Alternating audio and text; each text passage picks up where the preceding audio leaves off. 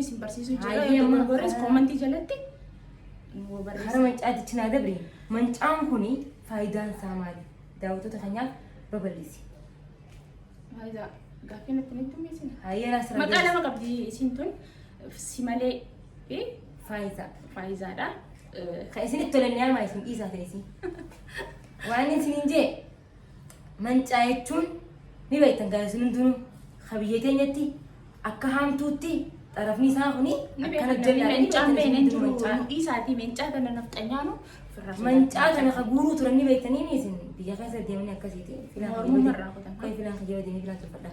Mancaan kun jechuun akka haamtuutti illee akkanatti waa itti haamanii mancaa san jechuun ani gaa'isni hin danda'u itti haaman tokkoffaa lammaffaa immoo itti ciran waan takka itti ciranii ooluu keessatti jimaas taanaan jimaa mukaas karaa dheerate kana ka qoree qabu kana mali diru bidee namni kanaa deddeemu itti ciraa bira qotan akkuma uummata nafxanyaa lafarratti ciran sanitti akkasii tuni tana talammadaa immoo mancaa jechuun dhiirti takka mancaa qabattee warri keessaafuu warri karaa baadiyyaa qofaan mancaa qabatee deemnaan Macaalu hundeessaa maal jedhan dhageenye Harargeen mancaa qarraan tuulamni fardaleensee jedhe akkasii Harargeen gisee mancaa qarte mancaa qarraan maal jeetin isinii magaa waraana lolaati akkasii mancaan meeshaa egaa ragaa baanaaf mancaa faayidaansaa mancaa akkasii ragaa baanaaf mancaa warraan tanaanii ragaa baanaaf faayidaas miti simalees miti maqaa barbaadu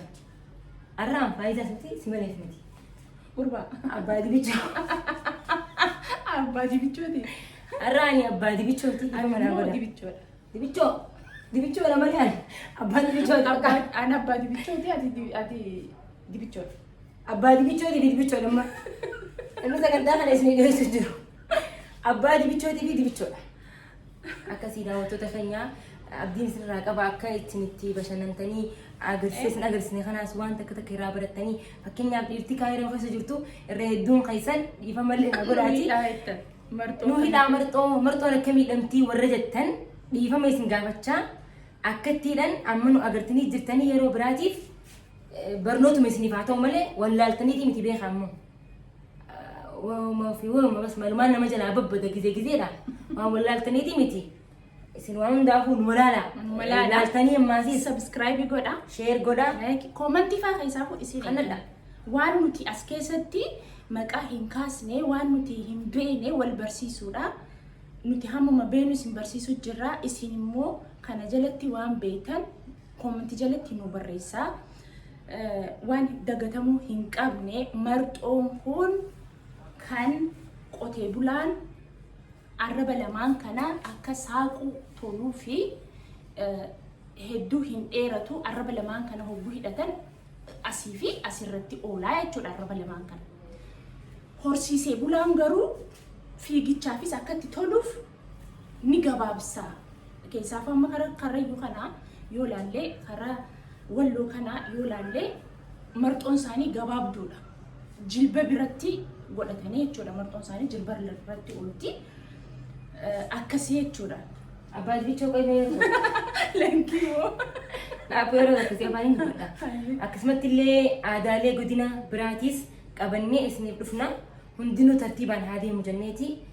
Yeroo dabartee aadaa dhalaadhaa, ta Harargeedhaa, ta dubartii isin garsiisu turre. Har'ammoo ta dhiiraatiin isin dhufne. Kana boodaas aadaa itti aantu tartiibaan wal duraa duubaan isiniif dhiyeessaa isin agarsiisaa deemnaan qabeenu.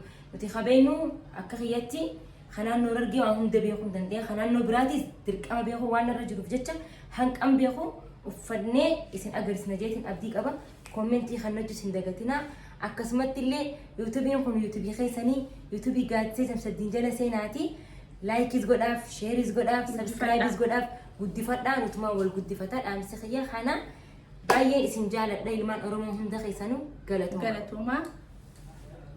Dibichoon isiniif deebi'a. Dibichoon kun immoo kan namaati ni nati.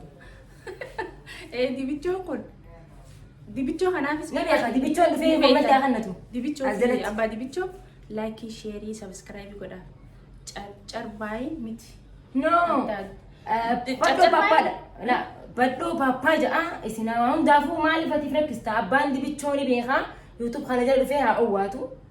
isaafillee subscribe share godhaa fi abbaan dibichoo gobaza badhoo pappaa jaaniin badhaa osoo jaaniin maqaa guutummaa ijoollee carcar waan irratti hojjettu jechaadha. filaan kan Kanaafuu wal malee maal qabna nuti ijoolleen Kaayiroo akkanatti wal kakaasnaa akkatti wal jaalannu jaalala teenya sababa abbaa dibichoo maal ta'e dhugaadhaaf ijoolleen Kaayiroo itti takka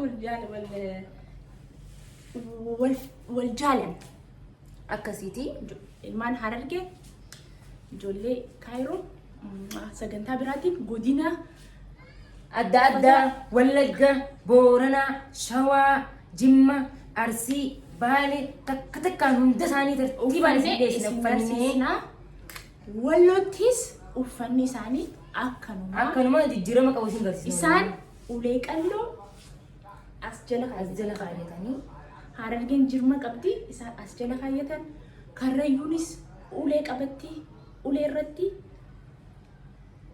takkuma aadaan irraa guutumatti akkuma walumatti tokko nuti tokko walumaan tokkummaa teenya haa jabeessinuu Oromoon haa wal jajjabeessinuu mee xiqqoo muuziqaa banamee xiqqoo bani xiqqishee